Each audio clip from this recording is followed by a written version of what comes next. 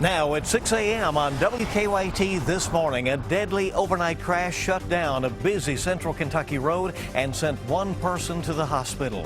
Also, we'll have details on a violent attempted jailbreak in southeastern Kentucky and a startling admission from comedian Bill Cosby. Tracking, alerting, protecting. This is WKYT This Morning. Morning to you and welcome in to WKYT This Morning, Tuesday, July 7th, and we are glad you're along with us. I'm Bill Bryant. And I'm Rebecca Smith. Hope you're having a great start to your Tuesday. A little bit of rain chances for you to contend with today. As the day goes along, and we could even have some storms this afternoon. We'll be closely tracking that, and meteorologist Micah Harris is on duty this morning. Hello there. Hey, good morning, guys. Yeah, we're looking northbound and seeing that one lone thunderstorm move off into the Ohio River Valley, and that's just over the river there into Ohio here in just a couple of minutes, so it's really not affecting many of us here in our viewing area. So most of us are dry. Corbin is 68, 73 there in Frankfort. It is a warm and muggy start to the day, and that takes us into the afternoon where we have that mixture of sun and clouds. Then we'll start to see those storms move on in. Some will see them during the afternoon hours, some will see them during the evening hours, and I'll break down that timetable coming up in just a few minutes. Look forward to that, and we'll see you then. And new this morning on WKYT, a major central Kentucky road has just reopened after a deadly overnight crash. It happened around 2 o'clock this morning on Highway 150 in Lincoln County between Stanford and Danville. One of the victims was flown to UK Hospital. WKYT's Sean Moody is there live with the latest details. Good morning, Rebecca and Bill. We haven't heard how that second person is doing here at UK Hospital. An emergency crew flew that person here after the car that person was in flipped.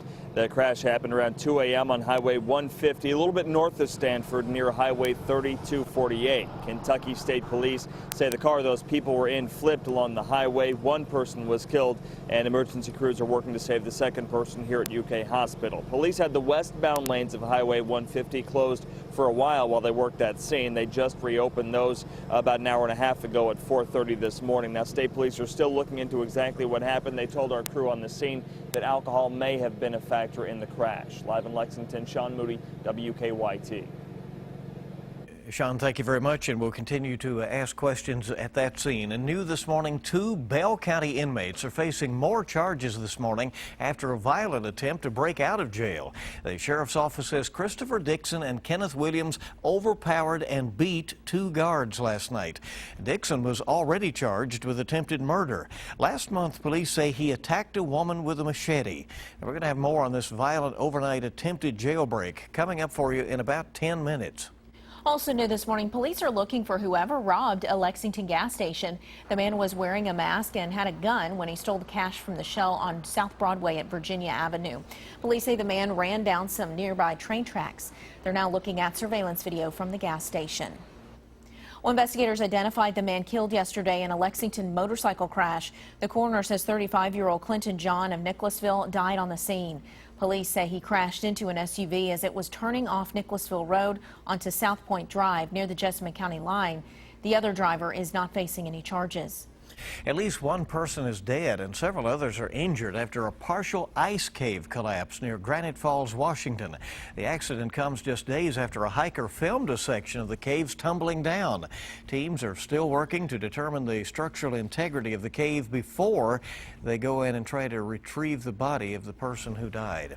Newly released documents show that comedian Bill Cosby admitted to giving quaaludes to young women who he wanted to have sex with. The admission is likely to bolster defamation claims from his accusers. The sworn testimony from 2005 was unsealed yesterday. Cosby's March performance at Lexington's Singletary Center was postponed and has not been rescheduled. Greece's prime minister is headed to Brussels today, where he will try to use a bailout referendum victory to obtain a rescue deal with European leaders. Meanwhile, the European Central Bank is refusing to increase assistance for Greek banks who are desperately in need of cash and facing imminent collapse unless a rescue deal of some kind is reached. The mother of a man killed by fireworks in Maine says she'll advocate for stricter controls. 22-year-old Devin Staples and his friends had been drinking and setting off fireworks in his backyard when the accident happened with a reloadable fireworks mortar tube. Police say Staples tried to launch a firework off the top of his head. His mother says her son thought the firework was a dud. He was killed instantly, by the way. The 1984 Summer Olympic torch that Bruce Jenner carried through Lake Tahoe, Nevada, is going on the auction block. It could fetch $20,000. It's the first major piece of Jenner memorabilia to go to auction since the winner of the 1976 Olympic Games became Caitlyn Jenner. The 65-year-old announced earlier this year that he was transitioning to become a woman.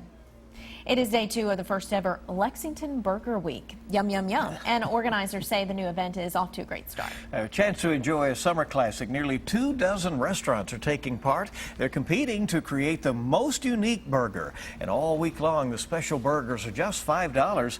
Yesterday, nearly half of the participating restaurants sold out. We have a list of the restaurants taking part and their burgers. You can find that at WKYT.com.